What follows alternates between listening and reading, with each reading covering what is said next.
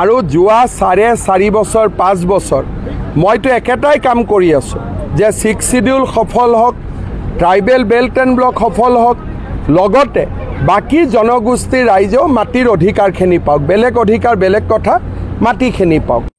দিলীপ শইকীয়া ডাঙৰীয়াক মিছকোট কৰা হৈছে।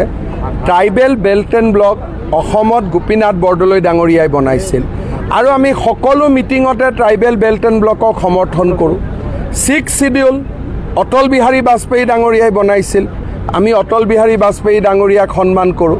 আৰু যোৱা 4.5 বছৰ 5 বছৰ মইতো একেটাই কাম কৰি আছোঁ যে 6 শিডিউল সফল হওক, ট্ৰাইবেল বেল্ট এণ্ড ব্লক সফল হওক, লগতে বাকী জনগোষ্ঠীৰ ৰাইজেও মাটিৰ অধিকাৰখিনি পাওক। বেলেগ অধিকাৰ বেলেগ কথা, মাটিখিনি পাওক।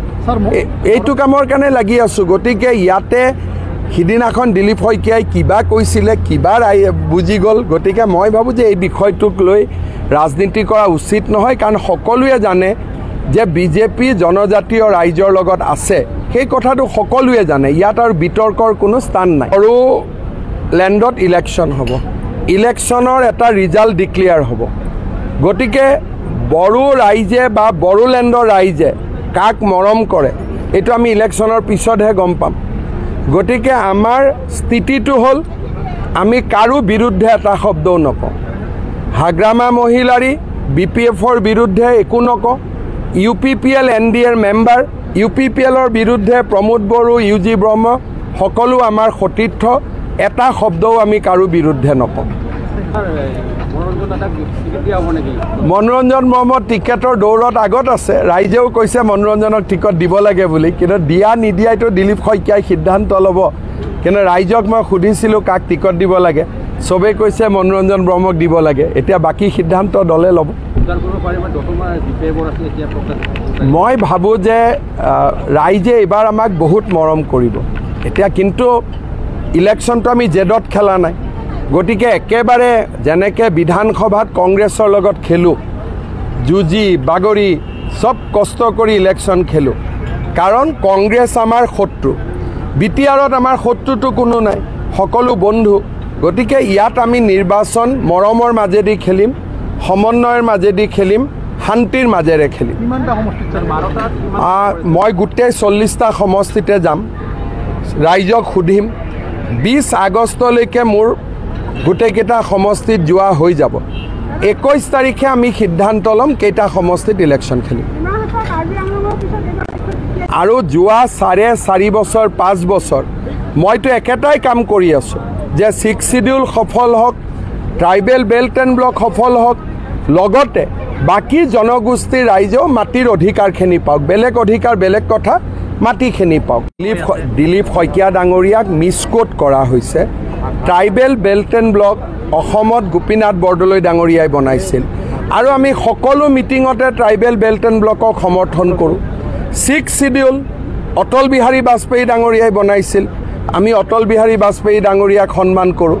আৰু যোৱা 4.5 বছৰ 5 বছৰ মইতো একেটাই কাম কৰি আছোঁ যে 6 শিডিউল সফল হওক, ট্ৰাইবেল বেল্ট এণ্ড ব্লক সফল হওক, লগতে বাকী জনগোষ্ঠীৰ ৰাইজেও মাটিৰ অধিকাৰখিনি পাওক। বেলেগ অধিকাৰ বেলেগ কথা, মাটিখিনি পাওক।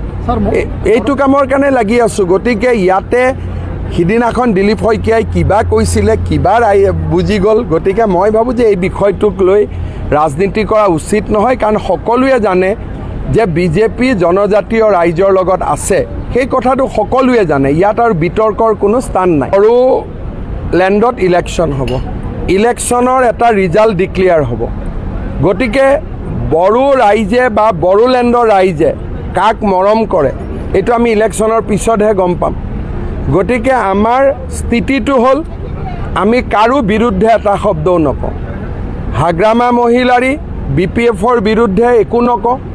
UPPL NDAৰ মেম্বাৰ, UPPLৰ বিৰুদ্ধে প্ৰমোদ বড়ো, UG ব্ৰহ্ম সকলো আমাৰ সতীৰ্থ, এটা শব্দও আমি কাৰো বিৰুদ্ধে নকওঁ। মনোৰঞ্জন মহম্মদ টিকেটৰ দৌৰত আগত আছে। ৰাইজেও কৈছে মনোৰঞ্জনক টিকট দিব লাগে বুলি, কিন্তু দিয়া নিদিয়াইতো দিলীপ শইকীয়াই সিদ্ধান্ত ল'ব। কিন্তু ৰাইজক মই সুধিছিলোঁ কাক টিকট দিব লাগে, চবেই কৈছে মনোৰঞ্জন ব্ৰহ্মক দিব লাগে। এতিয়া বাকী সিদ্ধান্ত দলে ল'ব।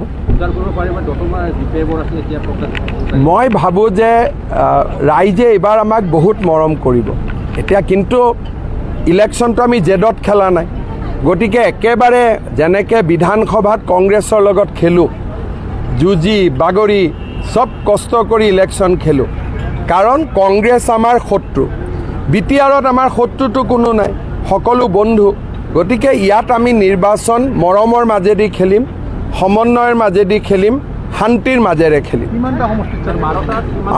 মই গোটেই 40টা সমষ্টিতে যাম ৰাইজক সুধিম 20 আগষ্টলৈকে মোৰ গোটেইকেইটা সমষ্টিত যোৱা হৈ যাব 21 তাৰিখে আমি সিদ্ধান্ত ল'ম কেইটা সমষ্টিত ইলেকশ্যন খেলিম